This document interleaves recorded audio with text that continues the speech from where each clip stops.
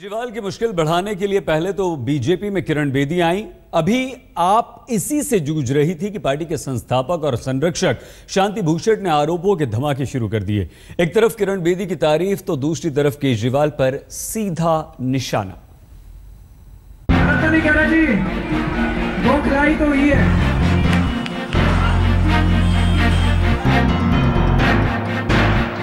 अभी किरण बेदी की काट ढूंढने में ही आम आदमी पार्टी मशगूल थी कि उसकी मुसीबत बढ़ाने के लिए पार्टी के संस्थापक सदस्य शांति भूषण ने नया धमाका कर दिया। दिल्ली को एक बिल्कुल ईमानदार और एफिशिएंट चीफ मिनिस्टर मिलना चाहिए और इसलिए बीजेपी का ये मास्टर स्ट्रोक है। किरण बेदी की तारीफ ही आपकी उम्मीदों पर इतनी बड़ी चोट थी कि उस जख्म को भरने में समय लगता। लेकिन ये क्या, लगे हाथ भूषण ने केजरीवाल की नीति और नीयत को भी सवालों के कटघरे में खड़ा कर दिया।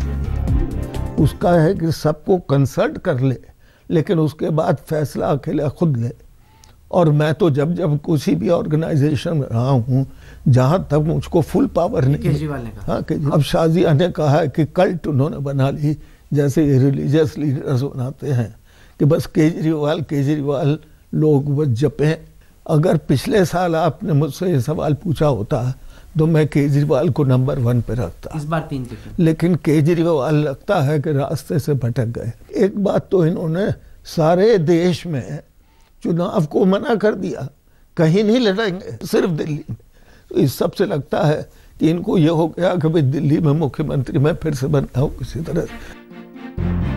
जब दिल्ली में चुनाव की लड़ाई अपने चरम पर हो, उस वक्त 88 साल के शांति भूषण ने बयानों का मास्टर स्ट्रोक क्यों चल दिया। आपसे जुड़े सूत्र बताते हैं कि आपके संस्थापक नेता धीरे धीरे पार्टी में खुद को हाशिए पर पा रहे हैं। इसकी वजह पार्टी में पैराशूट नेताओं का आना और उनका बढ़ता दखल बताया जाता है। इसके अलावा पार्टी ने पिछली विधानसभा चुनावों में टिकट पाने के लिए उम्मीदवारों का सर्वे कराया था। इस बार बंद कमरे के अंदर से दूसरी पार्टियों की तरह ही टिकट बांट दिया गया। पिछली बार सिर्फ अच्छी साख वाले उम्मीदवारों पर जोर था, इस बार जीतने वाले उम्मीदवार भी अहम हो गए हैं। अंदर की बात यह है कि पार्टी के पुराने नेता नए नवेले नेताओं को ज्यादा तवज्जो दिए जाने से खफा हैं। हाल ही में आशीष खेतान को दिल्ली डायलॉग की जिम्मेदारी देकर पार्टी ने पुराने संस्थापक सदस्यों को नजरअंदाज किया था। शांति भूषण का ये बयान पार्टी के अंदर उठ रही इसी खलबली को दर्शाता है। इसी बात को भूषण आपकी नीतियों के खिलाफ मान रहे हैं कि कल भी जो 2 लोगों के टिकट चेंज किए गए और उन लोगों ने जिसको अरविंद ने टिकट दिया था उन लोगों ने आरोप लगाए कि रुपया लेके टिकट दिए जा रहे हैं, मुझसे भी रुपया मांगा जा रहा था।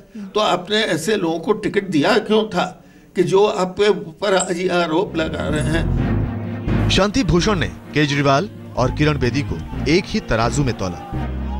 अरविंद केजरीवाल और किरण बेदी दोनों ही ईमानदार छवि के हैं, दोनों आक्रामक अंदाज के नेता हैं, दोनों IIT से पढ़े हैं, दोनों ही भारतीय प्रशासनिक सेवा से होते हुए राजनीति में आए, दोनों को NGO चलाने का तजुर्बा है, दोनों ही रमन मैग्सेसे अवार्ड से नवाजे जा चुके हैं, दोनों ही अन्ना हजारे के भ्रष्टाचार विरोधी आंदोलन की उपज है। अब भूषण भले ही आप में है, लेकिन बीजेपी की किरण बेदी को भी मुख्यमंत्री पद के लिए लाजवाब मानते हैं।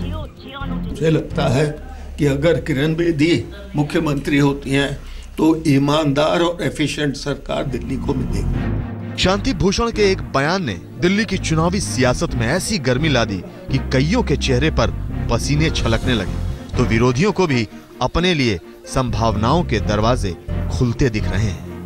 रोशनी ठोकने के साथ ब्यूरो रिपोर्ट, दिल्ली आज तक।